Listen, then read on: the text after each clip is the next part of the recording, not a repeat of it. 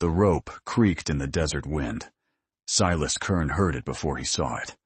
That slow, terrible sound of hemp against wood, like death keeping time. His horse stopped without being told. Even animals knew when something unholy was near. 5 small bodies swung from the old cottonwood, their bare feet pointing toward hell. Children. Girls. Their brown skin dusty with the Arizona heat, their black hair tangled with dried blood. Silas felt his stomach twist. He'd seen hangings before, outlaws, rustlers, men who deserved rope justice. But this? 5 Apache girls, none older than 12, strung up like coyotes on a fence line. Their hands were bound behind their backs. Someone had tied their ankles together, too, making sure they couldn't fight even in their final moments. The youngest still wore a torn cotton dress, faded blue with little yellow flowers. Silas dismounted slowly, his boots hitting the hard earth with a sound that felt too loud. The silence pressed against his ears. No birds, no insects, just wind and that damned creaking rope. He walked closer, forcing himself to look at their faces. That's when he saw it. The smallest girl's chest moved, just barely. A flutter, like a trapped bird under cloth. Silas's heart slammed against his ribs. Jesus Christ, he whispered. His hands shook as he pulled his knife. She was still alive? Maybe more than one. He cut the youngest down first, catching her small body before it hit the ground. She was light as kindling, her skin cold despite the 100-degree heat. He laid her in the shade and moved fast, cutting down the others one by one. The second girl gasped when he lowered her. Then the third coughed, a wet, horrible sound. 4 of them were breathing. Barely. Their necks showed rope burns, but not the broken bones that came with a long drop. Whoever did this wanted them to strangle slow. Silas worked like a man possessed, checking pulses, loosening ropes, tilting heads back to clear airways. His medical knowledge came from war and necessity. Nothing fancy, but it was enough. The oldest girl's eyes fluttered open. Dark eyes, full of terror and something else. Recognition, maybe, or just the last desperate grasp at life. "You're safe now," Silas said. Though he knew she probably didn't understand English. He said it anyway because he needed to hear it himself. He needed to believe it was true. But even as he worked to save them, his mind churned with darker questions. Who did this? Why string up children like animals? And why leave them here, on his land, where he'd find them? This wasn't random. Someone wanted him to see this. Someone wanted him to know. The 5th girl, the one who hadn't moved, who hung with her head tilted at that final angle. She was gone. Silas cut her down anyway, laid her gently in the dust. She deserved ground beneath her, not air. She looked about 10, with a small scar above her left eyebrow, and calloused hands that spoke of hard work. Someone's daughter. Someone's sister. The 4 survivors lay in the shade, chests rising and falling in shallow rhythms. The oldest kept staring at him with those haunted eyes. She tried to speak, her lips cracking open, but only a wheeze came out. Silas grabbed his canteen and carefully dripped water onto her tongue. "Don't talk," he said. "Save your strength." But she grabbed his wrist with surprising force. Her grip was iron tight, desperate. She pulled him closer, her breath hot against his ear. When she finally managed to push words through her damaged throat, they came in broken English, each syllable bought with pain. "They come back," she rasped. "They watch." Silas felt ice flood his veins despite the desert heat. He spun around, scanning the scrubland, the rocky outcrops, the distant mesas.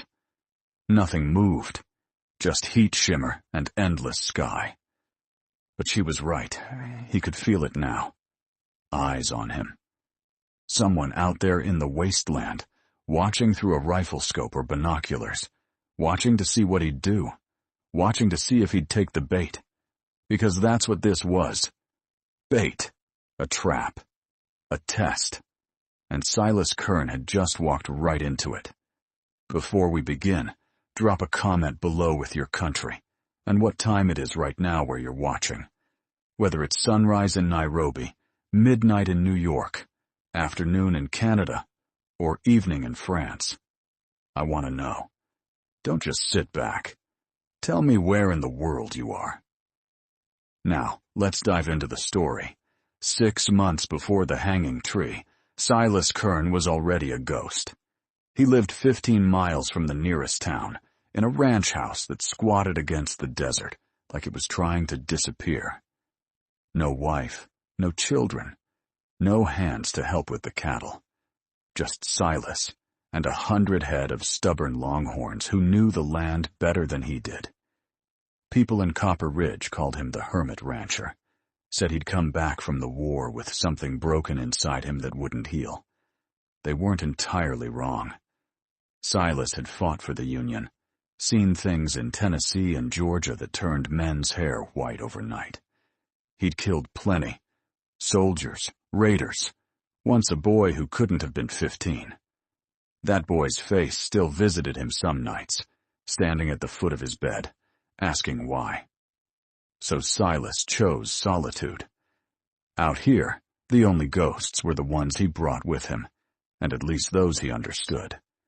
The ranch barely made money. He sold enough cattle each year to buy supplies, paid his taxes, and kept to himself. The townsfolk left him alone, which suited everyone fine. But 6 months ago, things started changing. Small things at first. Cattle found dead with their throats cut, meat left to rot in the sun. Fences torn down in the night, his well poisoned once with a dead coyote, forcing him to dig a new one. Silas figured it was rustlers, or maybe Comanche raiders pushing back against white settlement. He reinforced his fences, slept lighter, kept his Winchester closer. Then the notes started appearing. Crude, letters scratched on pieces of bark, left pinned to his door with railroad spikes. Leave or burn. White devil go home. Blood pays for blood. The handwriting was strange, clumsy, like a child's attempts, or someone pretending to be Apache who wasn't. That detail bothered Silas more than the threats. If the Apache wanted him gone, they'd just kill him. They wouldn't leave notes. They wouldn't play games. This was something else. Someone else. Someone who wanted to look like Apache rage but wasn't. Someone who wanted Silas scared, paranoid, ready to shoot anything that moved. He took the notes to Sheriff Tobias Brandt in Copper Ridge. Big mistake. Brandt looked at them with eyes that showed no surprise, just cold calculation. He was a thick man with a politician's smile and a hanging judge's heart. Savages getting bold, Brandt said, tossing the notes on his desk. You need to understand something, Kern. This territory's changing. Railroads coming through next spring. That means money. That means civilization. Can't have civilization with Apache raiding parties cutting throats in the night. These don't feel like Apache, Silas said. Feels like someone wants me to think it's Apache. Brandt's smile never wavered. You saying I don't know Apache work when I see it? I've been keeping this county safe for 8 years. Hung more raiders than you've had hot meals. Don't tell me my business. The conversation ended there. Silas left with his notes, and a cold certainty that Brandt knew more than he was saying. Maybe knew everything. That night, Silas couldn't sleep. He sat on his porch with coffee gone cold, watching stars wheel overhead. The desert stretched endless in all directions, beautiful and deadly. Somewhere out there, something was being planned. Something that involved him, whether he wanted it or not. He thought about leaving, selling the ranch, moving north to Colorado, or even back east, where trees grew thick, and a man could disappear into green shadows instead of brown dust. But leaving felt like surrender. Felt like letting whoever was behind this win without a fight. And Silas Kern, for all his brokenness, wasn't built for surrender. So he stayed. Reinforced his doors, practiced his quick draw until his hand cramped, waited for whatever was coming. The attacks escalated. Someone burned his hay barn, destroyed a season's worth of feed, shot one of his horses in the pasture, a good mare named Juniper who'd never hurt a soul. They left her there for him to find, flies already gathering in the morning sun. Silas buried her himself, digging through rocky soil until his back screamed and his hands bled.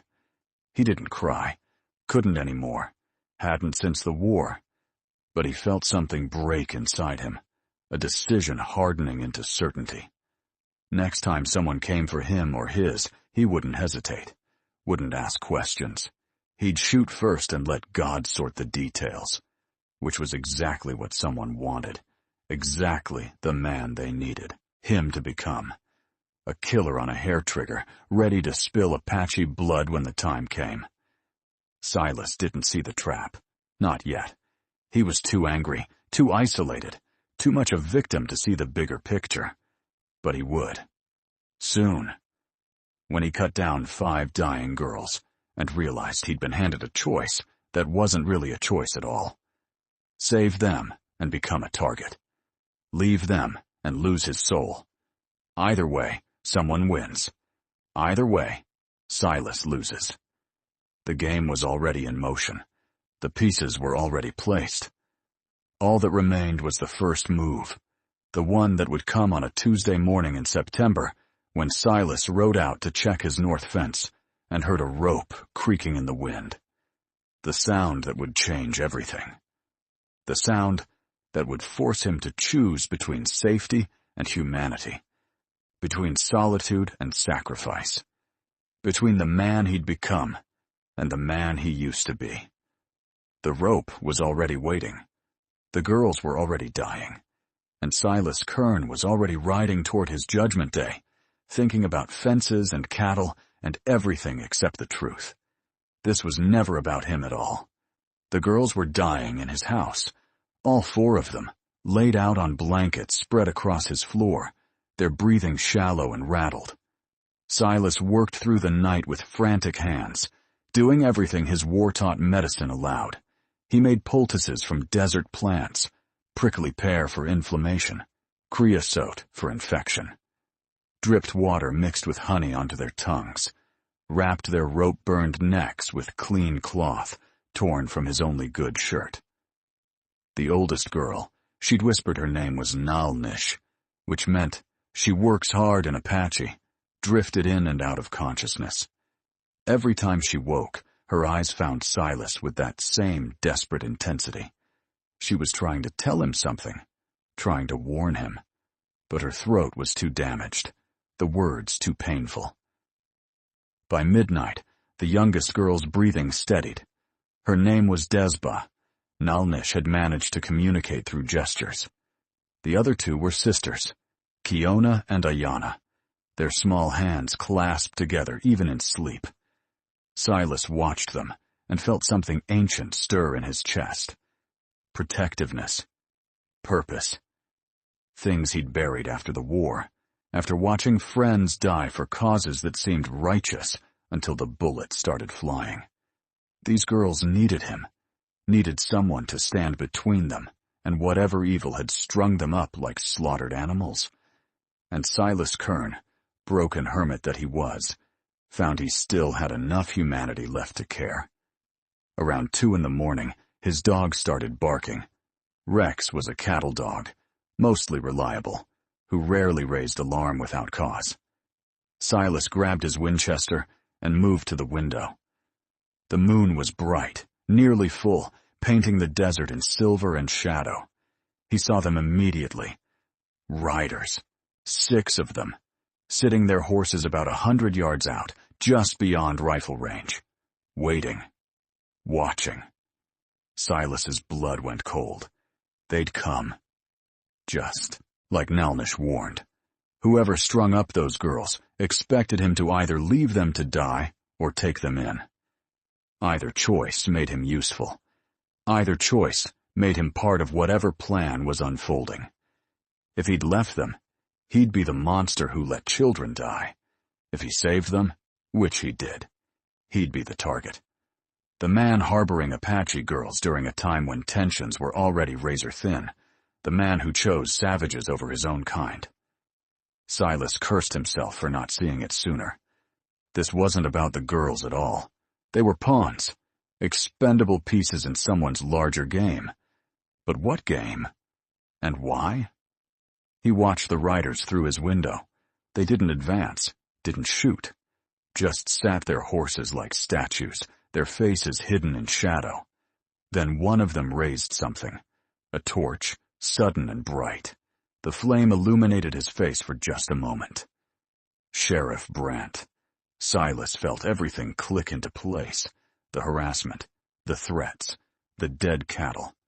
All of it designed to isolate him, to make him paranoid and dangerous. And now this. 5 Apache girls nearly executed on his land, with the law itself watching to see what he'd do. This wasn't random violence. This was a setup, a frame, a story being written with blood and rope, and Silas was the villain they needed him to be. The torch dipped, a signal. The 6 riders turned their horses and vanished into the desert like smoke. But Silas knew they'd be back, probably with more men, probably with accusations ready-made and rope for his own neck. Morning came too fast. Silas hadn't slept. He'd spent the dark hours reinforcing windows, loading extra rifles, checking ammunition stores. If they came in force, he'd make them pay for it. But he knew how this ended. One man couldn't hold off a posse, especially not when the sheriff himself was leading it. The girls woke with the sun. Desba cried when she saw daylight. Tears of relief or grief, Silas couldn't tell. Kiona and Ayanna held each other and whispered in Apache, their voices hoarse but alive. Nalnish sat up slowly, her hand going to her throat. She looked at Silas with ancient eyes, too old for her young face. She knew what men were capable of, knew how hate worked, knew that kindness in a cruel world was often punished most severely. Silas brought them water and the last of his bread. They ate slowly, carefully, like animals who'd learned not to trust easy meals. He wanted to ask questions, where they'd come from, who took them, why. But his Apache was non-existent, and their English was broken. So they communicated in glances and gestures, in the universal language of survival. Nalnish pointed to the door, then to Silas, then made a gesture like running. Her meaning was clear. Leave. Save yourself. We're already dead. Silas shook his head. Not happening. She didn't understand the words, but she understood the tone. Her eyes widened. She grabbed his arm and shook it, desperate now. Pointed at the other girls. Made the running gesture again, more insistent. She was trying to save him. This child with rope burns on her neck and death in her recent past was trying to save the man who'd cut her down. Silas felt his throat tighten. I know, he said quietly. I know it's coming, but I'm not leaving you. He didn't know if she understood, but something in her face shifted. The desperation faded, replaced by something harder. Determination. Decision. She looked at her sisters, because that's what they were now, bound by survival, and spoke rapid Apache. They nodded, even little Desba, who couldn't have been more than 7. They were making their own choice, their own stand. Whatever came next, they'd face it together. Silas and 5 Apache girls who should have been dead, against a sheriff, a posse, and a conspiracy he didn't fully understand yet. The odds were impossible. The outcome was predetermined. But Silas Kern smiled anyway, a grim, war-hardened smile that had nothing to do with happiness and everything to do with defiance. Let them come. The knock came at noon, polite and measured. 3 sharp raps that echoed through Silas's house like judge's gavel. He'd been expecting gunfire, maybe torches, definitely violence. Instead, he got courtesy, which somehow felt more dangerous. Sheriff Brandt's voice carried through the door, smooth as church honey. "Silas Kern, this is the law. We need to talk." Silas positioned himself by the window, where he could see without being seen. Brandt stood on his porch with 5 deputies, all armed, but with weapons holstered. They looked official, looked legitimate, like men doing difficult but necessary work. "What about?" Silas called back. "About the Apache girls you're harboring, about the attack on the Mercer Ranch last night, about murder." Silas's stomach dropped. "What attack?" 4 people dead, family slaughtered, 12-year-old girl taken. Witnesses saw Apache raiders. Now you show up with Apache children in your house." Brandt's voice hardened. "Makes a man wonder." The trap snapped shut. Silas could see it now, the entire design. Someone had strung up these girls knowing he'd save them. Then hit a ranch the same night, killed a family, and blamed Apache raiders. Now Silas was harboring the evidence, sheltering the enemy, maybe even complicit in massacre. "Those girls were nearly hanged when I found them," Silas shouted. "Half dead on my property. I saved them." "That's one story," Brandt said. "Here's another. You're working with Apache raiders. They attack settlements. You provide cover. Those girls? Probably relatives. Probably part of the operation. That's insane. Is it? You live alone, no friends, no family. The war made you strange. Everyone knows it. Maybe strange enough to betray your own kind." The other deputies shifted. Silas could see doubt on some faces. These were local men, farmers, and shopkeepers pressed into service. They knew him, at least by reputation. But fear and grief were powerful. A murdered family was real, and people needed someone to blame. "Let us in," Brandt said. "Hand over the girls. If you're innocent, prove it in court. And if I don't, then you're guilty, and we'll do what we do to all guilty men." The rope. They'd hang him. Hang the girls again, too, probably. Finish what they'd started. Silas looked at Nalnish. She sat with the others in the corner, all 4 of them pressed together like birds before a storm.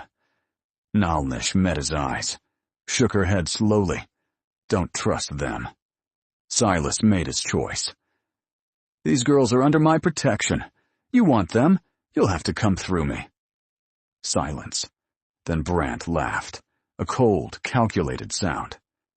"Figured you'd say that. Boys, we've got ourselves a hostage situation. Silas Kern is holding captives. We're authorized to respond with appropriate force." It was brilliant. Evil, but brilliant. Now Silas wasn't just suspicious. He was a criminal, resisting lawful authority, threatening peace officers. Every bullet they put in him would be justified, legal, heroic even. "You've got until sundown," Brandt called. "After that, we're coming in. And Kern? We won't be asking nice." The posse withdrew, their boots crunching on dry earth. Silas watched them take positions around his property, behind rocks, in the dry creek bed, up on the slight rise to the east. They were setting up for a siege, professional, patient. They'd wait him out, let thirst and heat do half the work, then move in when he was weak. Silas had water for maybe 3 days if he rationed hard, food for less, and 4 traumatized children who needed medicine, rest, and safety he couldn't provide. The situation was impossible, unwinnable.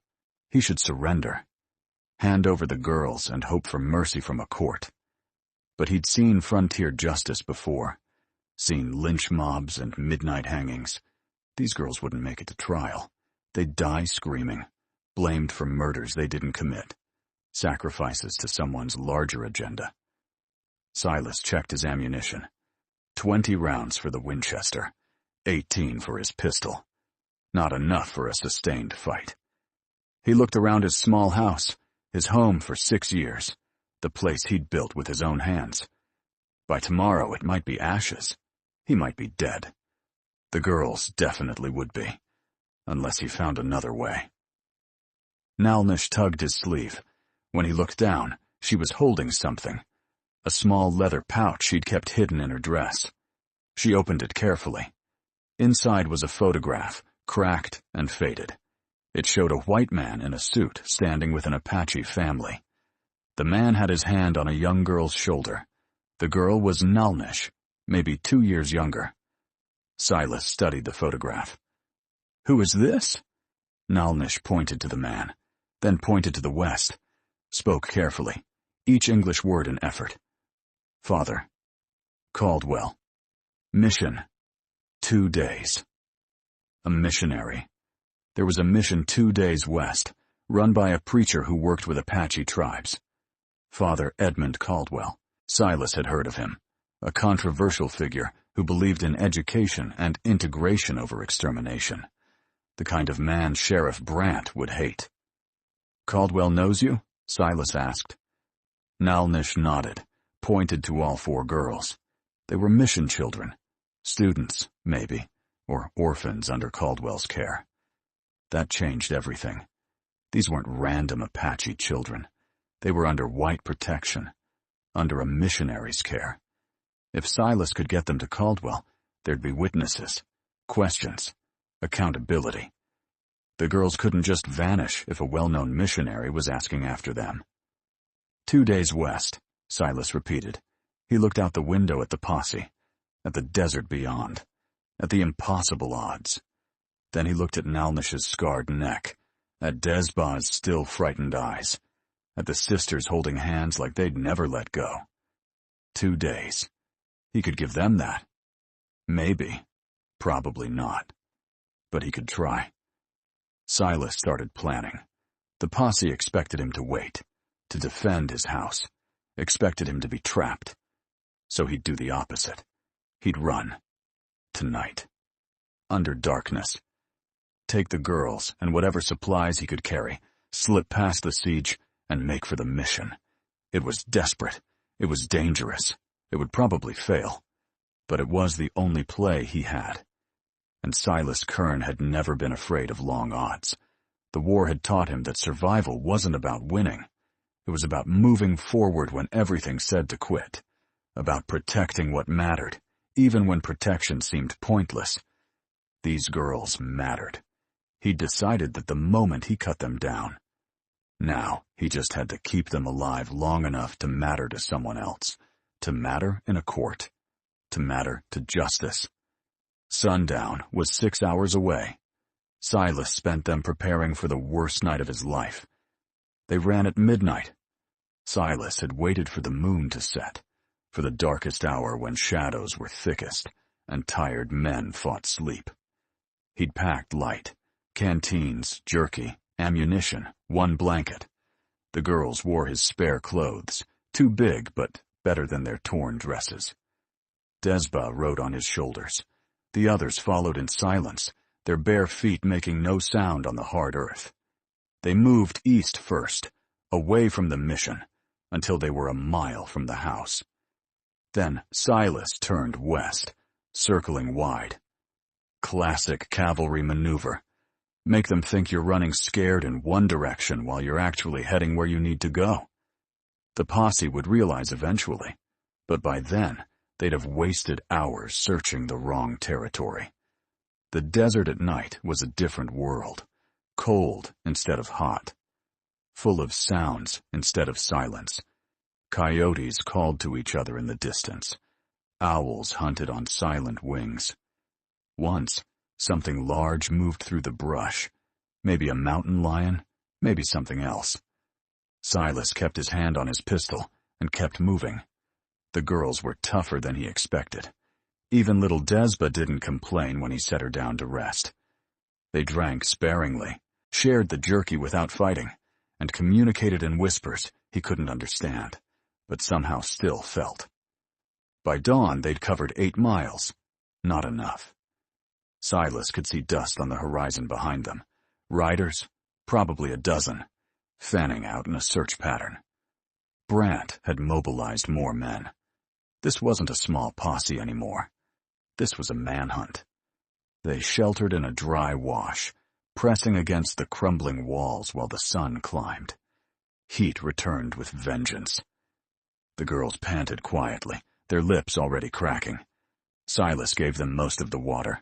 They protested, but he insisted. He'd survived worse conditions in the war. Could survive this. Probably. Nalnish touched his arm, pointed to herself, then to the desert, made a walking gesture.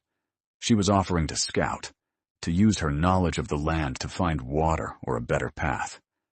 Silas wanted to refuse. She was a child, injured, still recovering. But he saw the determination in her eyes. She needed to help, needed to be more than a victim. He understood that. So he nodded. Be careful. She smiled, the first real smile he'd seen from her. Then she slipped over the wash's edge and vanished like smoke. The girl moved like wind through grass, utterly silent. Within minutes, Silas couldn't spot her anymore. She'd become part of the desert. He waited with the other 3 girls, listening to horses in the distance. The posse was getting closer. An hour passed. 2. The sun blazed overhead, turning the wash into an oven. Desba whimpered softly. Her sister Kiona held her, singing something low in Apache. A lullaby, maybe, or a prayer.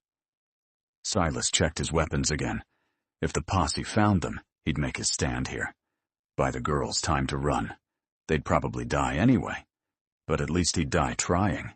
His father always said a man was measured by his last act. By what he chose when all choices were bad. Silas had seen plenty of last acts in the war. Some men died crying. Some died cursing. Some died quiet and dignified, giving their final breath to help someone else escape. He'd always wondered which kind he'd be. Maybe he was about to find out. Nalnish returned just before noon, moving fast, but controlled. She dropped into the wash and grabbed Silas's shirt, pulling him close. She pointed west, then held up 3 fingers, made a drinking motion. Water. 3 miles. Then she made another gesture. Fingers spread, moved across the horizon. Many men. Coming from the south. The posse had split up. One group was circling to cut off their route to the mission. Brant wasn't stupid. He'd guessed their destination. Now it was a race. Silas gathered the girls. We move now, fast as we can. No stopping until we reach water. They ran, or tried to. Running in desert heat with no shelter is like drowning in air. Every breath burned. Every step felt like the ground was pulling them down. Desba couldn't keep the pace. Silas lifted her again, felt her light weight settle on his shoulders. She rapped, her small hands around his forehead, trusting completely. They covered 2 miles in an hour.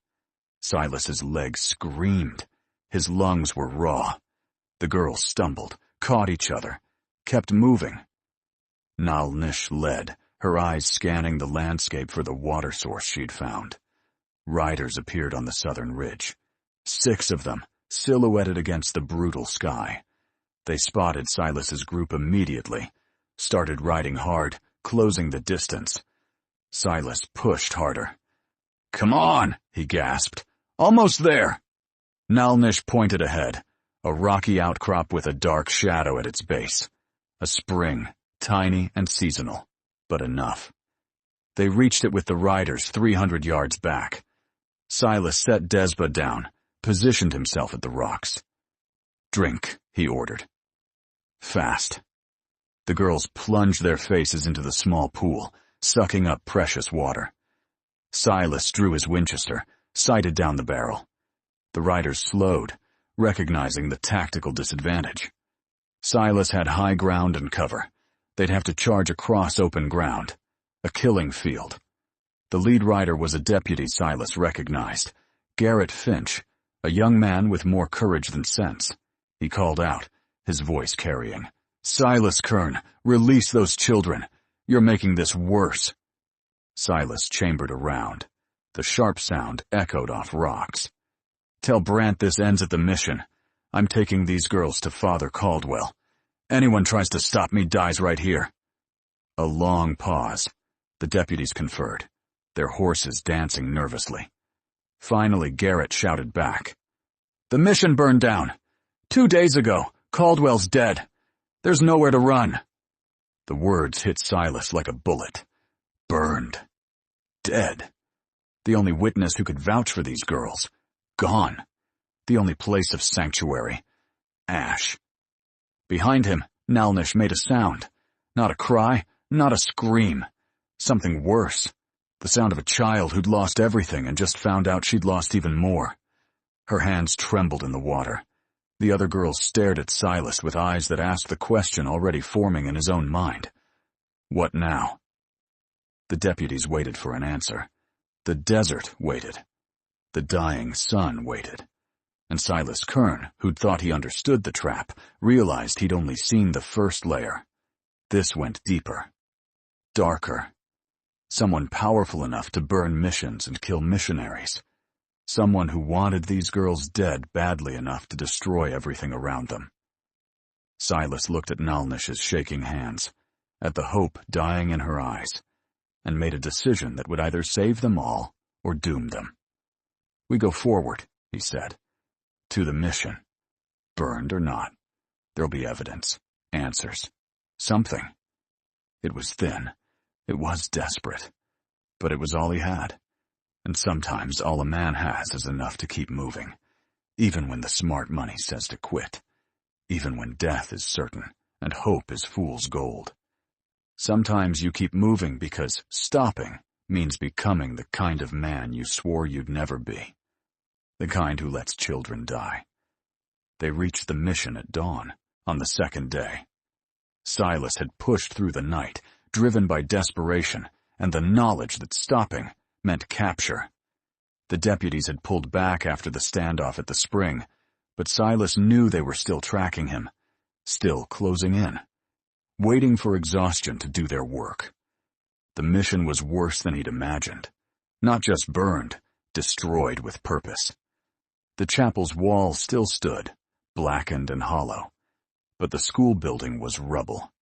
The dormitory where the girls must have slept was completely gone, reduced to ash and twisted metal. Even the vegetable garden had been salted, the earth poisoned. This wasn't a raid. This was erasure. Someone wanted to wipe this place from existence, along with everyone who'd lived here. Silas walked through the ruins with his rifle ready. Bodies had been removed. Too clean, too efficient. But bloodstains remained. Dark patches on scorched earth that told stories of violence. Near what used to be the chapel's entrance, Silas found a brass cross, tarnished but intact. He picked it up, felt its weight. Father Caldwell had died here, probably trying to protect his charges. Died for nothing, because the children he sheltered were hunted down and hanged anyway. Naalnish moved through the ruins like a ghost visiting its former life. She touched charred walls, knelt in the ash of buildings, picked up fragments of her old world. A burned book, a piece of pottery, a child's shoe, too small for her now. She gathered these things carefully, reverently, like they were sacred relics. Maybe they were. Maybe all we leave behind are fragments and ashes and the memories of people who loved us. The other girls stayed close to Silas, their eyes wide with grief and fear. They'd survived hanging only to find their home destroyed, their protector dead, their futures erased. Desba started crying, quiet tears that streaked her dusty face. Ayana joined her. Even Kiona, who'd been so strong, broke down. Only Nalnish remained dry-eyed, her grief too deep for tears. She stood in the center of the ruined chapel, staring at the sky visible through the burned-out roof. Then she spoke in English, carefully chosen words. They take Everything. Why? I don't know, Silas admitted, but we're going to find out. He started searching systematically. If Caldwell had evidence, records, anything that documented these girls' identities and his mission's work, that would be leverage. Proof they weren't random Apache children, but students under government protection. The mission operated under territorial charter, funded partially by federal money. You couldn't just massacre its inhabitants without consequences, unless someone powerful wanted no consequences. Unless someone had decided the mission, and everyone in it, was inconvenient. Silas found the records building, or what was left of it. File cabinets had been dragged outside and burned. Papers were scattered everywhere, most destroyed. But some had survived, blown, clear by the wind, or sheltered under debris. He gathered what he could. Birth records, baptism certificates, letters from the Bureau of Indian Affairs, a ledger showing federal payments, and photographs, dozens of them, showing Apache children in schoolrooms, learning English, practicing Christianity, wearing white people's clothes. Assimilation in action. The government's grand experiment in civilizing the tribes. Silas's hands shook as he sorted through the papers. Nalnish appeared at his elbow, silent and watchful. He showed her a photograph, her younger self standing with Father Caldwell and 20 other children, all dressed in their Sunday best. "This helps," he said. "This proves you belonged here. Proves you're not raiders." Nalnish took the photograph, studied it for a long moment. Then she pointed at the other children in the image, tapping each face. Made a throat-cutting gesture. All dead. Everyone in that photograph except the 4 survivors was gone. Murdered in the raid, or hanged after. An entire generation of mission children eliminated in one night. Silas felt cold fury building in his chest. This wasn't about terrorism or Apache aggression. This was extermination. Systematic. Planned. Executed with military precision. But why? What threat could mission children pose? They weren't warriors. They were students. Kids learning English and arithmetic, and how to pray to a white man's God. Unless that was the problem, Silas's mind raced, connecting pieces he'd missed before. Mission children weren't warriors. They were witnesses. They could read and write. They understood property law and contracts. They could testify in court.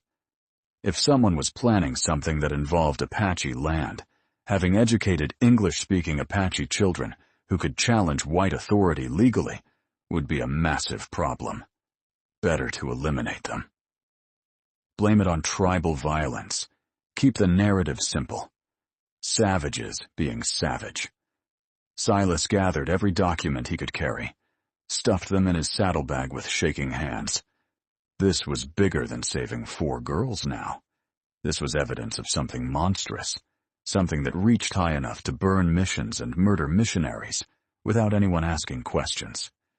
He needed to get these papers to someone beyond Brant's reach. Someone in the territorial capital, maybe, or a federal marshal. Someone who'd listen. Nalnish touched his shoulder, pointed to the eastern ridge. Silas's stomach sank. Riders. More than before. At least 15. Moving in a loose formation that spoke of military training. The posse had found them, and they'd brought reinforcements. Brant rode at the front, flanked by his deputies. But the others, Silas recognized some as local ranchers, others as drifters and guns for hire. Men who'd kill for wages and sleep fine after. This wasn't law enforcement anymore. This was an execution squad.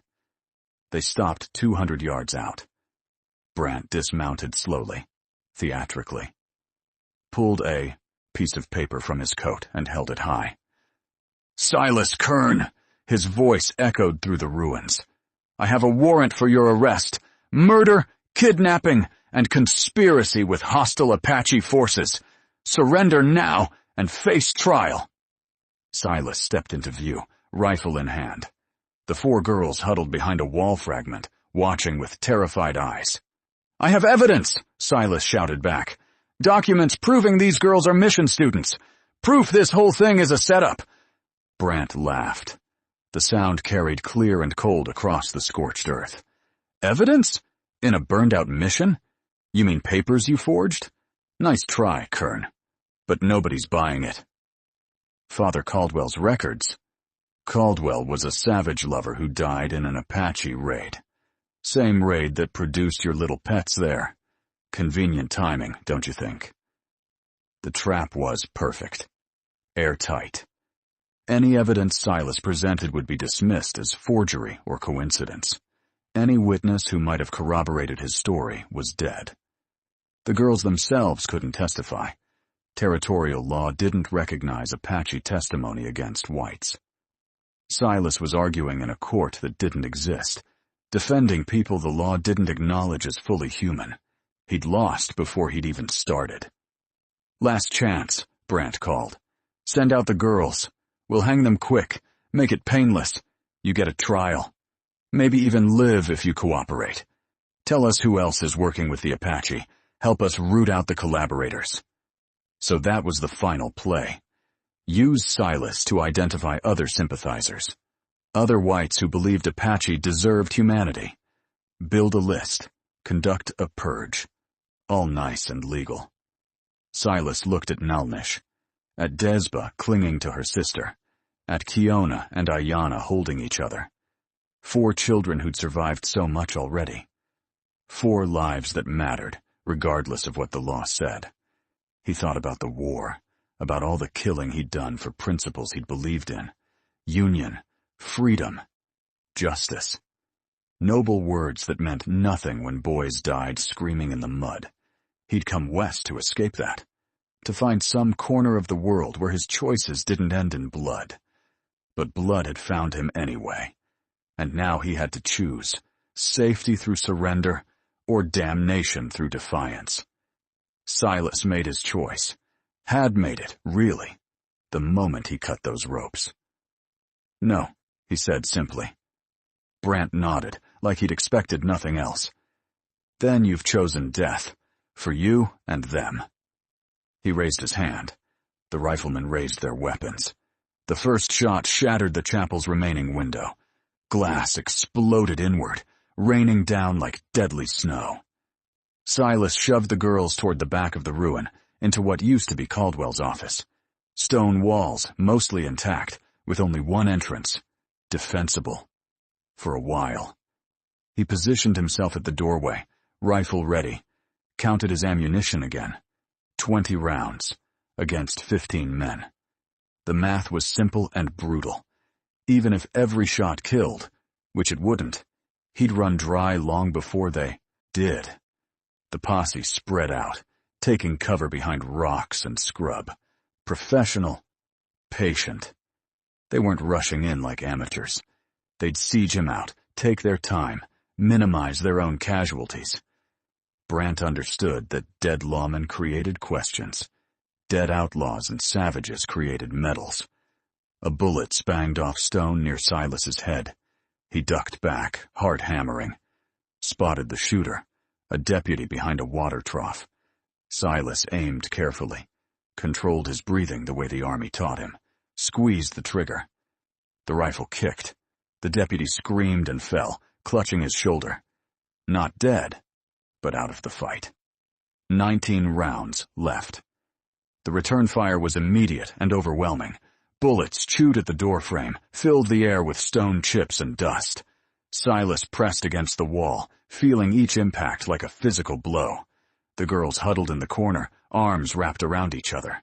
Desba was crying again. Kiona sang that lullaby, voice shaking but persistent.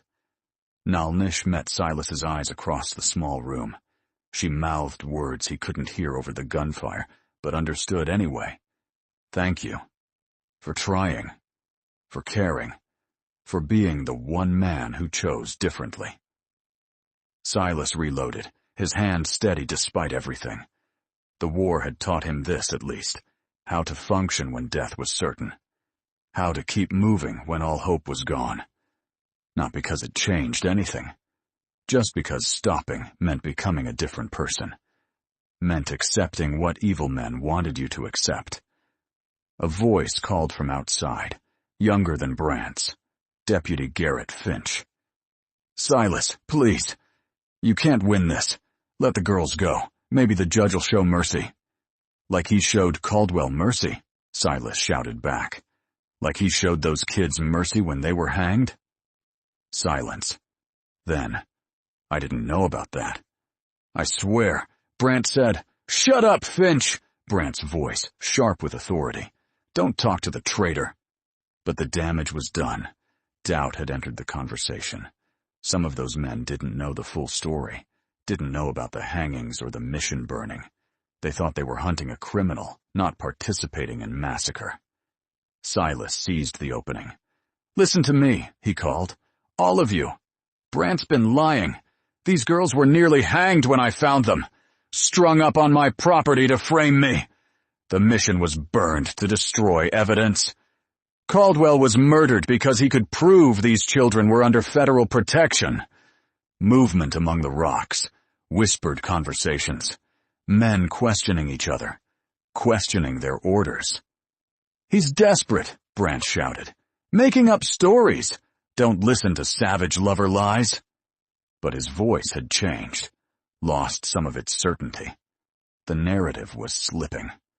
Brant needed to end this quickly, before doubt spread like disease. "Rush them," Brant ordered. $20 to the man who brings me Kern's head." Some men hesitated.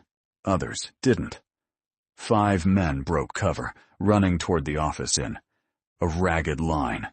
Their faces were masks of greed and fear and determination. Silas fired, worked the lever, fired again. The first man dropped, knee shattered. The second caught a bullet in his gut and folded. The third, Honta, made it to the doorway. Silas met him with a pistol shot at point-blank range. The man's momentum carried him forward. He crashed into Silas, dead weight and pooling blood. Silas shoved the corpse aside, tasted copper and smoke. 12 rounds left. The remaining 2 attackers retreated, dragging their wounded. The assault had cost Brant 3 men down, maybe 2 dead. But it had also cost Silas ammunition he couldn't spare, and revealed his exact position. The next rush would be better coordinated, heavier, final. Nalnish was suddenly at his side, holding a knife she'd found somewhere. Her young face was set with grim purpose. She pointed to herself, then to the doorway, offering to help, to fight. Silas pushed her back gently but firmly. "No. You've survived too much to die in a last stand. Hide. When they come through, they'll focus on me. You run. Understand? You run and don't look back." She shook her head violently, started arguing in Apache, rapid and passionate. Silas didn't need translation. She was saying what he already knew. There was nowhere to run. The posse surrounded the ruin. Even if the girls escaped this room, they'd be gunned down in the open. They were dead either way. Might as well die fighting. But Silas couldn't accept that. Wouldn't. These children had futures, potential, possibility, all the things that made life worth protecting. He was already broken, already haunted by ghosts, already living on borrowed time since the war. If one of them had to die today, better it be him. He grabbed Nalnish by the shoulders, looked her straight in the eyes. "Listen, when they come, I'm going out there. Draw them away. You take the others and run west. There's a canyon about 2 miles out. Hide there. Wait 3 days. If I don't come—" He stopped. Couldn't finish that sentence. Instead, he pressed the saddlebag of documents into her hands. "Keep these safe. Find someone good. Someone who cares. Show them what happened here. Make them listen." Nalnish's eyes filled with tears. She understood. This was goodbye. Silas pulled her into a brief, fierce hug, felt her small body shaking against his chest. Then he pushed her away, back to the others. 3 days, he repeated. Then run like hell and don't stop. Outside, Brant was organizing the final assault. Silas could hear him barking orders, positioning men. They'd come from multiple directions this time. Overwhelm his defenses through sheer numbers. Standard military tactics against an entrenched position. Silas checked his pistol. 6 rounds, plus 12 in the rifle. 18 bullets between him and eternity. He thought about his father, dead 20 years now. Wondered if the old man would be proud or ashamed. Probably both. Then he thought about nothing. Emptied, his mind the way he'd learned in the war. Became a thing of purpose and action, without fear or regret. Just a man with a gun, buying time for children who deserved better. The assault came like thunder. Men poured through the doorway and over the walls, shooting and shouting. Silas met them with controlled fury. Fired. Levered. Fired. Each shot found meat. Each pull of the trigger bought seconds. A man fell clutching his throat. Another spun away, shoulder destroyed. A third made it through, knife raised. Silas shot him in the chest. The body fell across the doorway, creating a barrier. More came. Always more. Silas's world became muzzle flash and copper smell, and the mechanical action of loading and firing. His ears rang. His shoulder ached from recoil. Blood, his own, maybe, or theirs, splattered his shirt. He fought like a machine, precise and ruthless. Fought like every soldier he'd ever known, who'd made their last stand and refused to go quietly. Behind him, he heard the girls moving, escaping through a gap in the back wall he'd created by pushing stones loose earlier. Good. Smart. They were running. He'd bought them that much, at least. A bullet caught his left arm. Pain exploded up to his shoulder, but his right hand kept working. Fired, levered, fired. 3 rounds left. Then 2. Then 1. Then the click of an empty chamber. Silas dropped the rifle. Drew his pistol. 6 shots left. 6 lives between him and the end. Let them count. Silas emerged from the office with his pistol raised and death in his eyes. The posse fell back, shocked by his sudden aggression. They'd expected a cornered man to cower. Instead, he advanced like a ghost, walking through walls, untouchable and terrible. He shot Deputy Finch in the leg, a wound that would heal, but take him out of the fight. Shot another man's gun out of his hand, the bullet sparking off metal. Didn't kill unless he had to. Even now, even dying, Silas Kern tried to minimize the body count, tried to be better than the war had made him. Sheriff Brant stepped forward, his own pistol drawn. Enough, he fired. The bullet took Silas high in the chest, spinning him around. He hit the ground hard, tasting blood and dust. His pistol tumbled away. Brant walked over slowly, savoring his victory. Stood above Silas with his gun pointed down. Should have taken the deal, Brant said. Should have known you can't fight the way things are. Silas coughed blood, grinned with red teeth. Girls. Got away. Brant's face darkened. He gestured to 3 men. Find them. Kill them. Don't come back until it's done. The men mounted up and rode west, following the small tracks in the dust. But as they disappeared into the heat, shimmer, something impossible happened. A voice called from the ridge, clear and commanding, carrying the weight of authority that stopped men in their tracks. United States Marshal, everyone stays where they are. Riders appeared. Not 3 or 5, but 20. Federal cavalry, their blue uniforms bright in the morning sun. And leading them, a woman on a gray horse, her marshal's badge catching light like a mirror. She was tall, mixed race, with Apache features and gray eyes that missed nothing. She rode down the slope with the confidence of someone who'd never asked permission for anything in her life. I am Marshal Ada Tso, she announced, and this investigation is now under federal jurisdiction. Brant's face went white, then red, then calculating. Marshal, Thank God you're here. This man Kern murdered a family and was harboring Apache raiders. We were executing a lawful— Save it. Marshal So dismounted, walked past Brant without a glance, straight to Silas, knelt beside him. Her eyes were kind but piercing. You Silas Kern? Silas nodded, unable to speak. Blood bubbled on his lips. Figured. I've been tracking this case for 3 months. Ever since federal money stopped reaching Father Caldwell's mission, someone was embezzling funds meant for Apache welfare. When I got close, the mission burned. Convenient. She stood, faced Brant. Started following the money trail, led right to Copper Ridge. To you, Sheriff, you've been stealing federal payments, selling Apache land rights to railroad speculators, and murdering anyone who might expose it.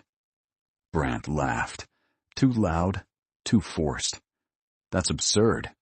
You have no proof. Actually, I do. Marshal So pulled papers from her coat. Copies of financial records kept by Father Caldwell. He was suspicious. Kept duplicates hidden with the territorial governor's office. Shows systematic theft over 2 years. Enough to build a railroad spur through tribal lands you had no authority to sell. The deputies were backing away from Brant now, distancing themselves. Marshal So continued, relentless. The mission children were the last witnesses. They could read, could testify. So you orchestrated a fake raid, blamed Apache hostiles, and hanged the survivors. Almost all of them. Almost, Silas rasped. 4 lived. Because of you. Marshal So looked at him with something like admiration. You saved them. Protected them when everyone else would have looked away. That takes a particular kind of courage. Brant was sweating now, his gun hand shaking. You can't prove anything. It's the word of a savage, loving marshal against a duly elected sheriff. I can prove everything. The new voice came from behind them. Nalnish stepped into view, flanked by her 3 sisters and a cavalry sergeant. She held the saddlebag of documents. We have records, photos, proof. Her English was still broken, still painful, but every word landed like a judge's gavel. She walked forward, small and fierce, this child who'd survived hanging and manhunt and massacre. This girl who'd lost everything but refused to be erased. She opened the saddlebag, spread documents on the ground, birth certificates, federal payment ledgers, letters from the Bureau of Indian Affairs asking about missing funds, and photographs, dozens of them, showing mission children who were now dead, killed in a conspiracy that reached from a small-town sheriff to railroad executives in San Francisco. Marshal Tussaud gathered the evidence carefully. This is enough. More than enough. She turned to Brant. Tobias Brant, you're under arrest for embezzlement, murder, conspiracy, and violation of federal Indian policy. You'll hang for this. Brant's face twisted. His gun came up, swinging toward Nalnish. If I'm dying, I'm taking that little— The shot was thunder loud. Brant stumbled, looked down at the spreading red stain on his chest, looked up at Silas Kern, who'd somehow crawled to his dropped pistol and fired his last bullet, used his final round not to save himself, but to protect a child one more time. Brant fell. Died staring at the sky, his conspiracy dying with him. The deputies dropped their weapons, surrendered without fight. The battle was over. Silas lay back, his strength finally gone. Blood pooled beneath him, his chest barely moved, but he smiled. Mission accomplished. The girls were safe. The truth was exposed. Evil had lost. Marshal So knelt beside him again, her cavalry coat pillowing his head. Stay with me, Kern. Doc's coming. You can survive this. But Silas knew better. Knew the feeling of a killing wound. Had carried enough dying men to recognize his own condition. The girls, he whispered. Promise. Someone good. I promise. Marshal So's voice broke. I'll take them myself. Place them with families who'll love them. Teach them. Let them grow up safe. Silas's eyes found Nalnish. She knelt on his other side, her small hand taking his. Thank you, she said clearly. Perfect English. You saved us. You saved yourselves, Silas managed. Just gave you chance. His vision was fading, growing dark around the edges. But in the center, brilliant and clear, he saw 4 Apache girls alive and free. Saw justice standing tall in a marshal's uniform.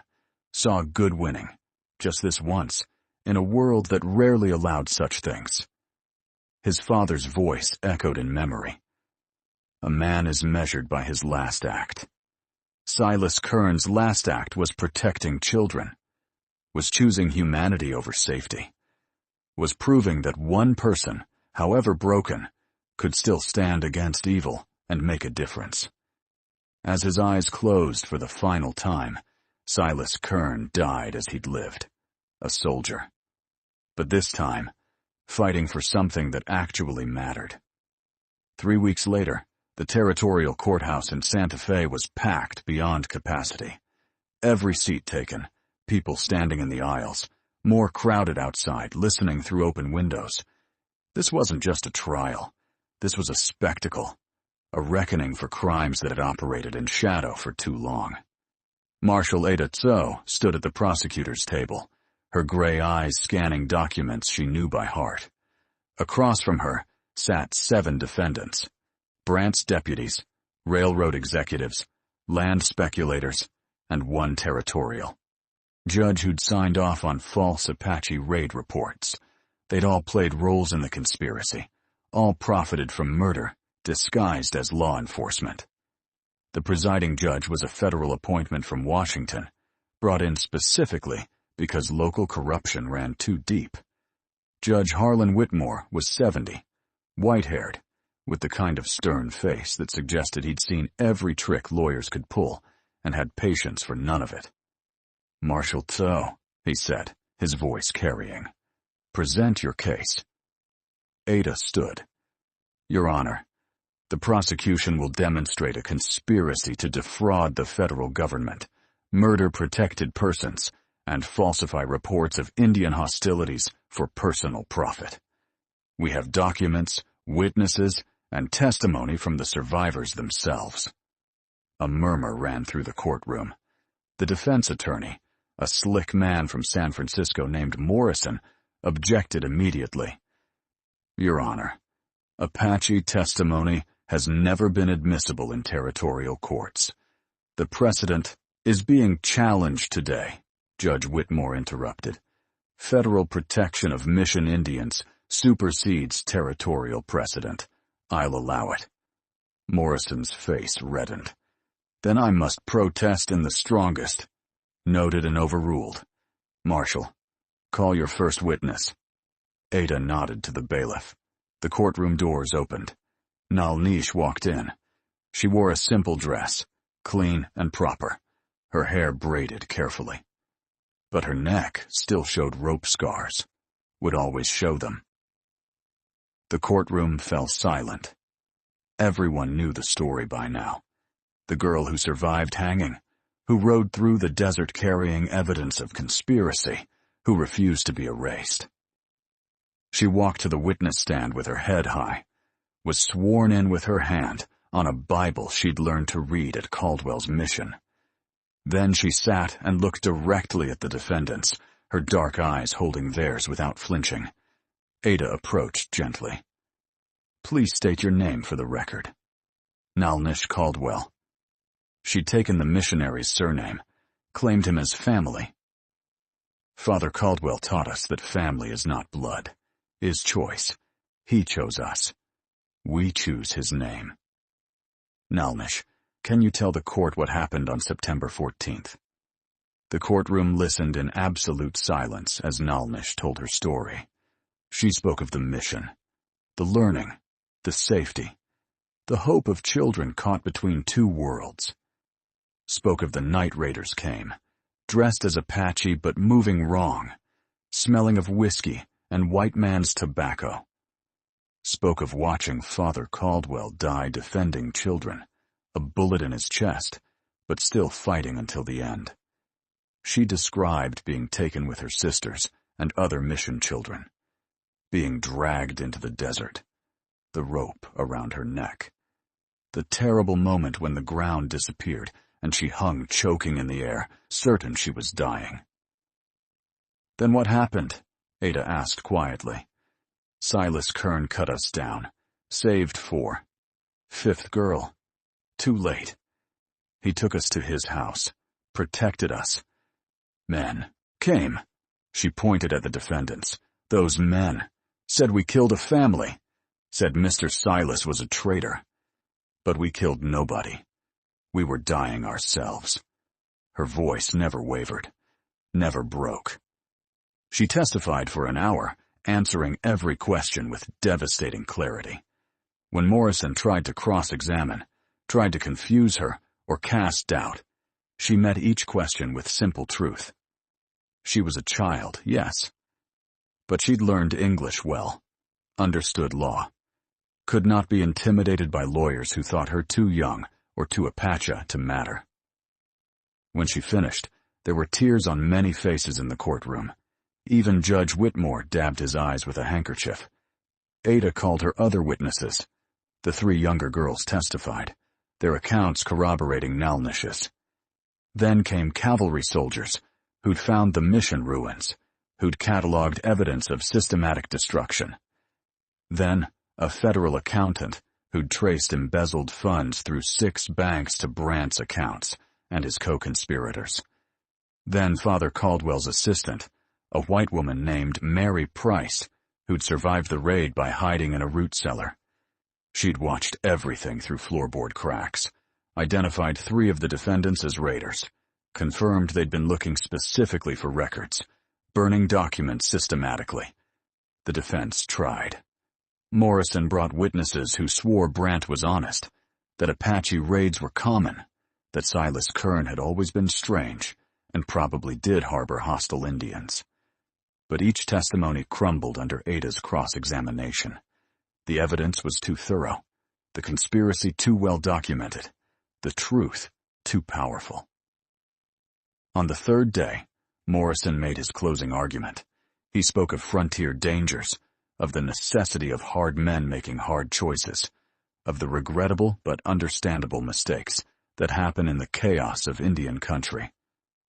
These men were doing their duty as they understood it, Morrison said. Perhaps they made errors. Perhaps judgment calls went wrong. But conspiracy? Murder? That requires proof beyond reasonable doubt. And frankly, the word of Apache children against upstanding citizens. "Stop!" Judge Whitmore's voice cut like a blade. "Counselor, I've heard enough. The evidence is overwhelming. The testimony is consistent. These defendants conspired to steal federal funds, sold land they had no authority to sell, and committed mass murder to cover their crimes. That 4 children survived is not for lack of trying on the defendant's part." He looked at the jury. "Gentlemen, you've heard the evidence. You've seen the documents. You've listened to witnesses describe atrocities committed not by Apache warriors, but by men wearing badges and pretending to protect civilization while destroying it. You'll now deliberate and return a verdict." The jury was out for 40 minutes. When they returned, the foreman stood with a paper that shook in his hands. "On all counts," he said, his voice hoarse, "we find the defendants guilty." The courtroom exploded. Cheers and shouts and angry protests all mixing together. Judge Whitmore hammered his gavel until order returned. Then he delivered sentences. Death by hanging for 3 defendants who'd participated directly in murders. Life imprisonment for the others. Federal seizure of all assets gained through the conspiracy. And one final order that made Ada Tso smile. The 4 surviving mission children are hereby granted full citizenship and federal wardship. They will be placed with suitable families, educated at government expense, and compensated from seized assets for the wrongs done to them. This court acknowledges their humanity, their rights, and their courage. Nalnish didn't smile, didn't cry, just nodded once, acknowledging justice delivered. It wouldn't bring back Father Caldwell, wouldn't resurrect the murdered children, wouldn't erase the rope scars or the nightmares. But it was something. It was acknowledgement. It was proof that even in a system designed to ignore them, truth could occasionally win. Outside the courthouse, Ada found Nalnish standing in the sun. "I found families for you and your sisters," Ada said. "Good people. A doctor's family in Albuquerque for you. Quakers who believe in education. The others will be placed nearby. You'll see each other." Nalnish nodded. "And Mr. Silas?" Ada's face fell. "He's buried in Copper Ridge. I made sure he got a proper grave. Marker says, hero of the mission. Best I could do." "Not enough." Nalnish's voice was fierce. "He deserves more. Deserves everyone to know." "Then you tell them," Ada said gently. "You survived. You tell his story. Tell everyone what he did, what he sacrificed. Make sure no one forgets Silas Kern or why he mattered." Nalnish looked at the marshal, at the woman who'd come when it mattered most, who'd had the courage to chase corruption even when it was dangerous. "Why you help us?" she asked. "You could ignore, could look away like others." Ada smiled sadly. "Because someone helped me once. When I was young, and the world said I didn't matter, because my mother was Apache, and my father was white. Someone chose to see me as human instead of half-breed. Chose to protect me, when protection cost them everything." She paused. "That someone was Father Edmund Caldwell. He saved me when I was your age. Gave me education, hope, a future. I owe him this. Owe him justice for the children he died protecting." Nalnish understood. Everything connected. Pain passed down through generations, but kindness passed down too. One man's compassion creating ripples that spread across years, touching lives he'd never meet, saving people he'd never know. Father Caldwell saved Ada. Ada saved Nalnish. Nalnish would save others.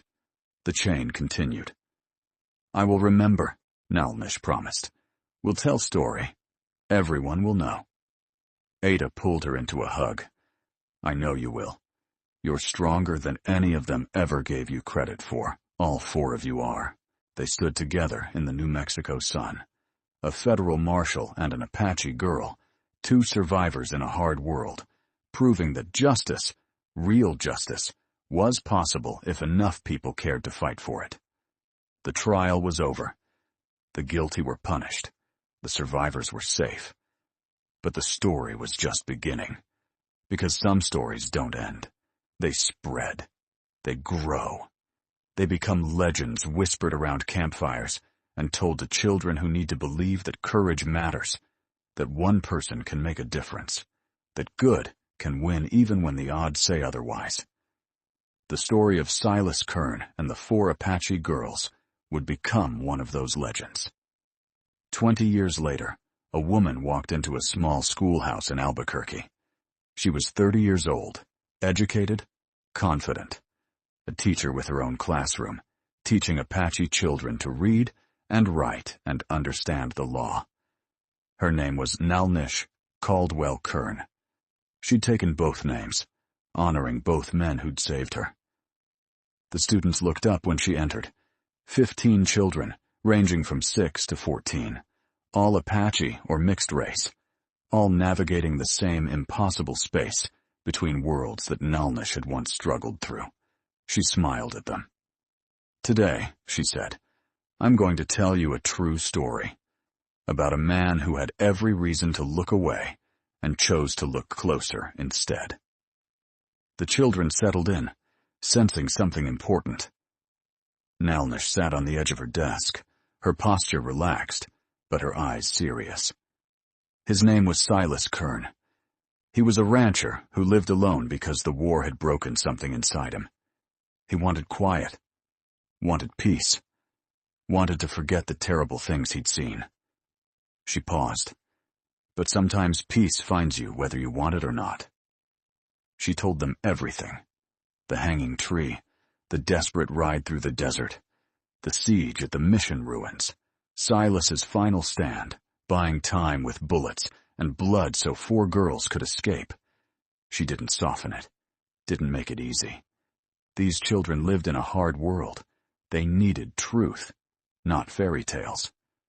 Mr. Silas could have ridden away, Nelnish said.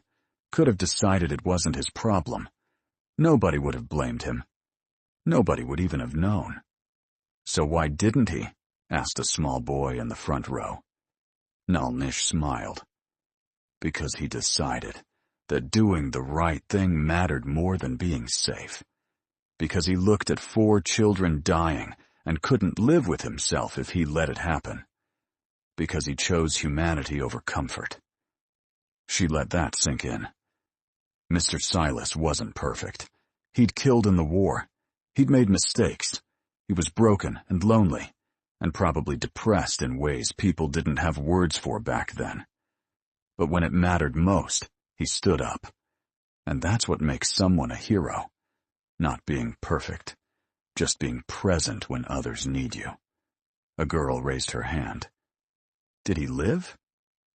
No, Nelnish said gently. He died saving us. Used his last bullet to protect me from a man who wanted me dead. He gave everything, so we could have futures. The classroom was silent. Then the small boy spoke again. Was it worth it? Him dying, I mean. Nalnish considered the question. It was a good one, a hard one, the kind of question that deserved a real answer. Mr. Silas thought so, she said finally. In his last moments, he made sure we escaped. Made sure Marshal So got the evidence. Made sure his death meant something. She stood, walked to the window, looked out at Albuquerque spreading under the New Mexico sun. Because of him, I got to grow up. Got to go to school. Got to become a teacher. I met my husband. She touched her wedding ring. Had 2 daughters. Have this life. She turned back to the class. My sister Kiona is a nurse. Saves lives every day. Ayana married a rancher. Has 4 children who'll grow up knowing both Apache and white ways. Desba became a translator. Helps people communicate across cultures. And the trial? An older girl asked. The men who did this, did they hang? 3 of them. The others died in prison. Their conspiracy died with them. The railroad they wanted to build through Apache land never got built. Father Caldwell's mission was rebuilt. It's still running today. She smiled. Evil lost. Good won. It doesn't always happen. But it happened that time. The children absorbed this. Nalnish could see wheels turning in their young minds, processing the implications. That resistance mattered. That justice was possible. That one person standing firm could change everything. Why are you telling us this? The older girl asked. Because you need to know, Nalnish said. You need to know that you matter. That your lives have value, regardless of what some people say. You need to know that heroes come in unexpected forms. Lonely ranchers, federal marshals, missionaries, and yes, even children who refuse to die quietly. She moved back to her desk, picked up a photograph. It showed a weathered gravestone with the inscription, Silas Kern, 1834-1874, hero of the mission. I visit his grave every year, Nalnish said. Take my daughters. Tell them about the man who saved their mother. Make sure they understand that courage isn't about being fearless. It's about being terrified and doing the right thing anyway. She set the photograph down. Someday, you'll face your own hanging tree, your own moment of choice. Maybe not literally, probably not, but metaphorically. A time when doing the right thing costs you, when helping others puts you in danger, when the easy path is to look away and the hard path is to step forward. Her eyes swept the classroom, making contact with each student. In those moments, remember Silas Kern. Remember that he wasn't anybody special until the moment he chose to be. Remember that heroes are just ordinary people who decide that other lives matter more than their own comfort. A long silence. Then the small boy spoke once more. I want to be like him. Nalnish smiled. Then be kind. Be brave. And when the moment comes, and it will come in some form, don't look away. That's all it takes. That's the whole secret. She dismissed class for lunch. The children filed out, chattering and laughing. But Nalnish noticed several looked more thoughtful than usual. Seeds planted. Stories taking root in young minds, growing into the kind of courage that couldn't be taught, only witnessed and remembered. After the students left, Nalnish sat alone in the quiet classroom. She pulled out a leather journal, worn now, its pages filled with careful handwriting. Her own words, recorded over 20 years. The story of what happened. Every detail she could remember before memory faded. She'd promised Marshal Tissot she would tell the story, would make sure no one forgot. This journal was how she kept that promise. But it was more than just recording history. It was therapy. Processing trauma. Making sense of senseless violence by transforming it into narrative, into meaning, into lessons that might save someone else someday. The door opened. A man entered. Tall, Apache, with kind eyes and a doctor's bag. Dr. James Whitehorse, her husband of 5 years. He taught at the Indian Medical College, training Apache youth to become physicians. Another impossible thing that had become real because people refused to accept that impossible meant permanent. How was class? He asked, kissing her forehead. Heavy, Nalnish admitted. Told them about Mr. Silas today. James nodded. He knew the story intimately, had heard it dozens of times, had watched Nalnish wake from nightmares, where she was hanging again, gasping for air that wouldn't come. He'd held her through those nights, reminded her she was safe, loved her through the trauma that never fully healed, but did eventually become manageable. The Finch trial starts next week, James said quietly. Marshal So sent word. They want you to testify. Nalnish closed her eyes.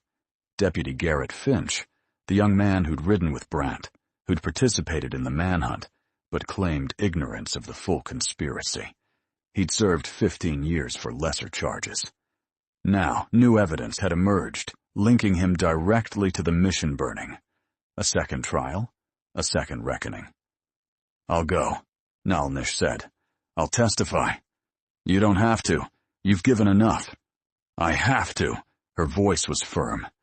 Because if I don't, it sends a message that we can be silenced, that eventually people will forget.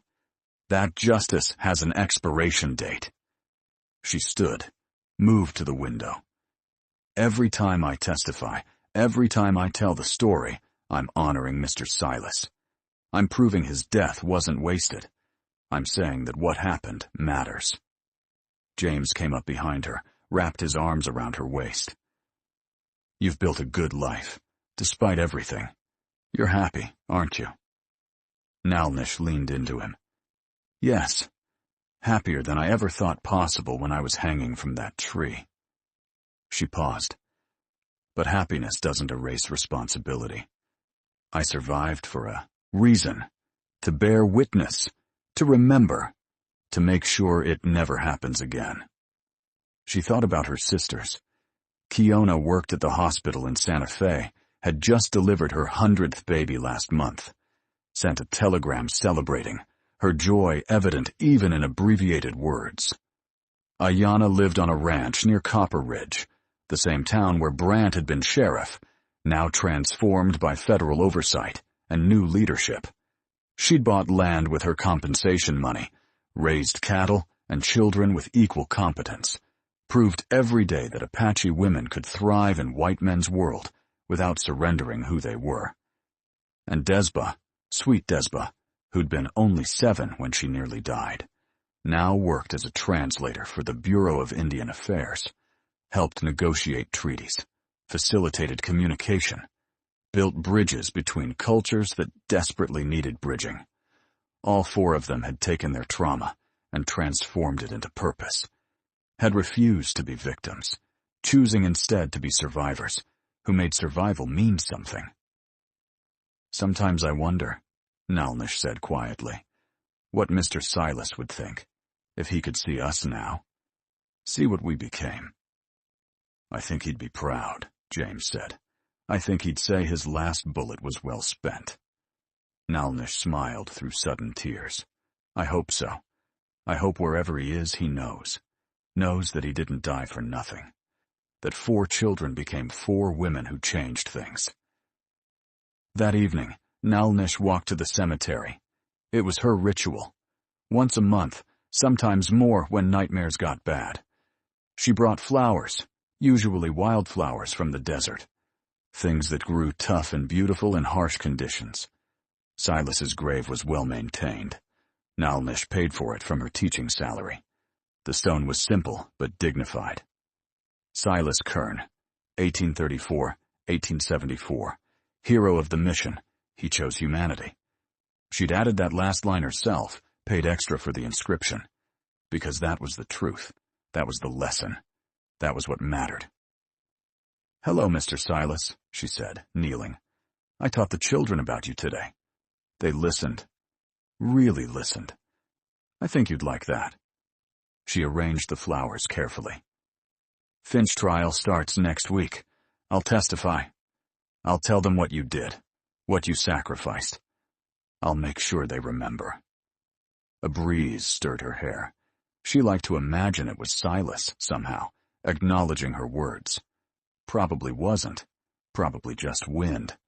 But imagination and hope were close cousins, and both were necessary for survival. "Kiona's pregnant again," Nalnish continued, speaking to the stone like it could hear. "3rd child. She's scared, but excited. Ayana's oldest daughter is applying to the Territorial University. First Apache woman to do so.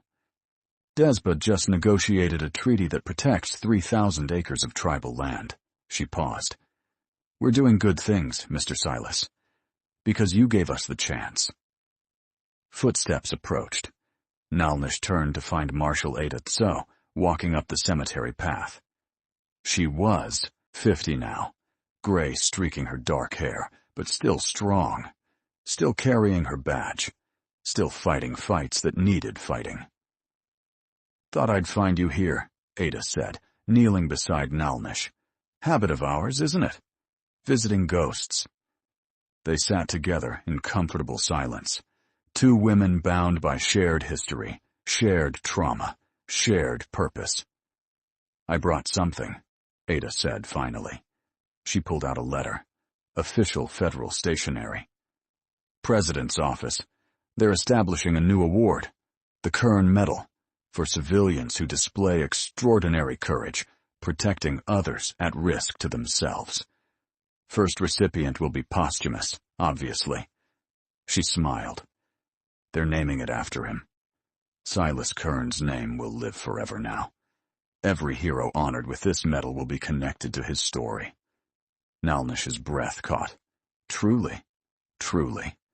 I pulled strings, called in favors, made noise until they listened. Took 3 years. But it's happening. Ceremonies in 6 months. They want you there. Want you to present the first medal to his family. Turns out he had a nephew in Colorado who never knew his uncle died a hero." Nalnish wiped her eyes. "He'd hate the attention." "Probably," Ada agreed, "but he'd appreciate the principle. That courage gets recognized. That doing right has consequences beyond death." She stood, offered her hand to Nalnish. "Come on. Let's get dinner. You can tell me about the Finch trial strategy." They walked together through the cemetery, past rows of stones marking lives lived and lost, each one a story, each one mattering to someone. "You know what I realized?" Nalnish said. "What?" "Evil is easy. It's the default. It takes no courage to be cruel, to look away, to choose comfort over conscience. But good, real good, that's hard. That requires something most people don't have." Ada nodded. "Silas had it. That thing. That quality." "What do you call it?" Nalnish asked. Ada thought for a long moment. "Moral courage. The hardest kind. The kind that costs everything and pays back in nothing but a clean conscience." She glanced back at Silas's grave. "Most people die with regrets. Die wishing they'd been braver, kinder, more.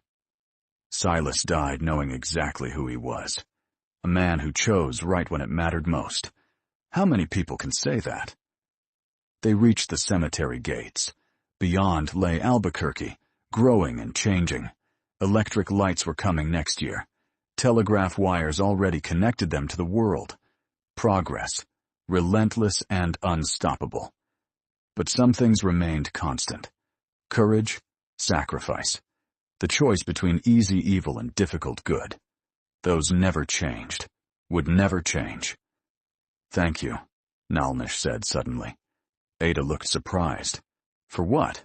For being there, when it mattered? You saved us just as much as Mr. Silas did." "I was just doing my job." "No," Nalnish said firmly. "You did more than your job. You cared. You fought when others would have walked away. You made sure justice happened instead of just hoping for it." She squeezed Ada's hand. "You're my hero too. Both of you. Proof that good people exist even in bad systems. That integrity survives even when the world punishes it." Ada's eyes grew wet. "Stop! You'll make me cry, and marshals don't cry." "Everyone cries," Nalnish said gently. "Even heroes. Especially heroes, because they see more that's worth crying about." They parted at the gate. Ada to her hotel. Nalnish to her home where James and her daughters waited. Where dinner was cooking, and laughter lived, and life continued despite everything. That night, after her daughters were asleep, Nalnish opened her journal one more time. Added a final entry. 20 years ago today, I was supposed to die. Someone decided I shouldn't. His name was Silas Kern, and he changed everything. Not just for me, for my sisters, for the children I teach. For everyone who hears this story and realizes that one person can matter. That individual action has consequences. That heroism isn't about being special. It's about being present when presence is needed. I don't know if there's an afterlife. Don't know if Mr. Silas can hear me somehow. But if he can, I want him to know. We lived. We thrived. We turned our survival into purpose. We took the second chance he gave us and used it to give second chances to others. The rope scars on my neck will fade eventually. Already are fading. But the scars on my soul, the good ones, the ones that remind me what matters, those will never fade. Those are my inheritance, my reminder, my responsibility. Thank you, Mr. Silas Kern, for seeing us when others looked away, for standing when others ran, for dying so we could live. Your last bullet saved my life, but your example saved my soul. I will never forget. I will make sure no one forgets. Your story will live as long as I draw breath, and through my children and their children, long after. You were nobody special until the moment you chose to be. And that choice made all the difference.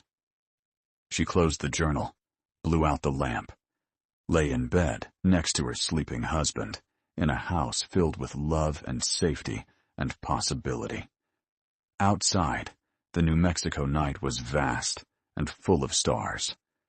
Somewhere under those same stars, in a quiet cemetery, a simple stone marked a simple grave. But there was nothing simple about the life it represented, Nothing ordinary about the choice one man made when choosing was hardest. Nalnish closed her eyes and slept without nightmares for the first time in weeks. And in the morning, she would wake and teach, would testify, would remember, would honor the man who saved her by living a life worth saving. Because that was the bargain. That was the debt that could never be fully repaid, but could be honored every single day. Silas Kern gave her life. She would spend that life giving others hope. The story ended where all good stories end, not with perfect resolution, but with meaning, with legacy, with proof that courage echoes across time, touching lives that courage never knows, creating ripples that spread wider than any one person can imagine. One man, 4 girls, one choice, infinite consequences, and a legend that would be told for generations, whispered around campfires, taught in classrooms, remembered in history books. The legend of Silas Kern, who was nobody special until the moment he chose to be. Who looked at evil and said no. Who stood against injustice knowing he'd lose. Who died buying time for children who would grow up to change the world. Some heroes wear uniforms. Some carry badges. Some lead armies or nations. And some are just broken men living alone in the desert, trying to forget the war, wanting nothing but peace. Until peace finds them. Until choice finds them. Until they have to decide who they really are when no one's watching and nothing's guaranteed, except that doing right will cost everything. Silas Kern made his choice, paid his price, and earned his place among the heroes, not because he was perfect, but because when the moment came, he didn't look away. That's the whole story. That's the whole lesson. That's the whole truth. Don't look away, even when it costs you, even when it hurts, even when the odds are impossible and the outcome is certain and every logical voice says to run. Don't look away, because somewhere, somehow, someone is watching, learning, deciding what kind of person they'll be based on what kind of person you are. And maybe, just maybe, your courage will echo across time. Will touch someone who needs touching. Will save someone who needs saving. Will prove that one person, however broken, however ordinary, however alone, one person choosing right can change everything. The end and the beginning.